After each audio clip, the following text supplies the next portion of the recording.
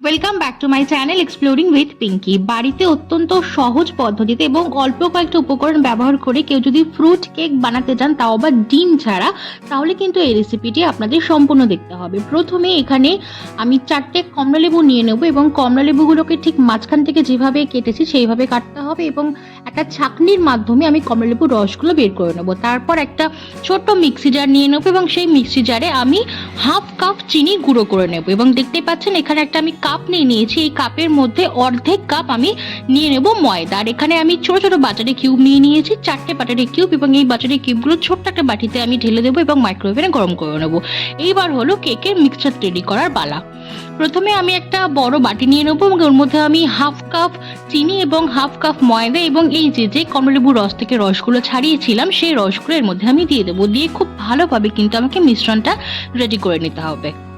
এই ব্যাটারের মধ্যে এবার কেক বানানোর সমস্ত রকম উপকরণগুলো আমি দিয়ে দেবো। যেমন ধরুন 10 টাকা দামের যে গুঁড়ো দুধের প্যাকেট পাওয়া যায় সেটা আমি দিয়েছি এবং হাফ কাপের থেকে একটু কম দুধ আমি দিয়েছি। দিয়ে ভালো করে ব্যাটারটাকে কিন্তু মিক্স করতে হবে এবং এরপরে আমি দিয়ে দিয়েছি 1 টেবিল স্পুন সাদা তেল আর দিয়ে দিয়েছি 4টে বাটারের কিউব, যেটা আমি গরম করে নিয়েছিলাম সেটা আমি দিয়ে দিয়েছি এর মধ্যে। এরপর প্রচণ্ড ভালোভাবে মিশিয়ে নিতে হবে ব্যাটারটা। যেহেতু আমার কাছে হ্যান্ড ব্লেন্ডার নেই সেহেতু আমি হাত দিয়ে কিন্তু মিক্সচারটা রেডি করেছি। আর দিয়ে দিয়েছি বেকিং পাউডার 1 টেবিল স্পুন এবং বেকিং সোডা 1 টিস্পুন। এরপর বিভিন্ন রকমের ফল যেগুলো আপনাদের কাছে অ্যাভেলেবেল থাকবে, আমার কাছে যেমন ছিল চেরি, বেদানা, কাজু, কিশমিশ, এই সমস্ত রকম ফলগুলো দিয়ে ভালো করে আমি ব্যাটারটা রেডি করে নিয়েছি। আর এইদিকে মাইক্রোওভেনে দেওয়ার যে বাটিগুলো থাকে তার মধ্যে আমি বাটারটা দিয়ে ভালো করে কিন্তু চারিদিকে লাগিয়ে নিয়েছি।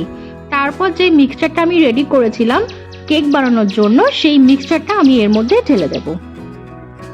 আমাদের বাড়িতে যে মাইক্রোওভেনটা রয়েছে সেটা হলো প্যানাসোনিকের মাইক্রোওভেন এবং আগে থেকে কিন্তু আমি প্রিহিট করে রাখিনি। শুধুমাত্র কেকটা আমি মাইক্রোওভেনের মধ্যে ঢুকিয়ে 5 মিনিট বেক করেছি এবং 5 মিনিট পর বের করে নিয়ে এসে একটা কাঠির মাধ্যমে দেখেছি বেক হয়েছে কি হয়নি। তার উপর দিয়ে একটুখানি কাজু, কিশমিশ, চেরি আমি ছড়িয়ে দিয়ে আরও 4 মিনিট বেক করে নিয়েছি। ভিডিওটি ভালো লেগে থাকলে লাইক, সাবস্ক্রাইব করতে ভুলবেন না। বাই।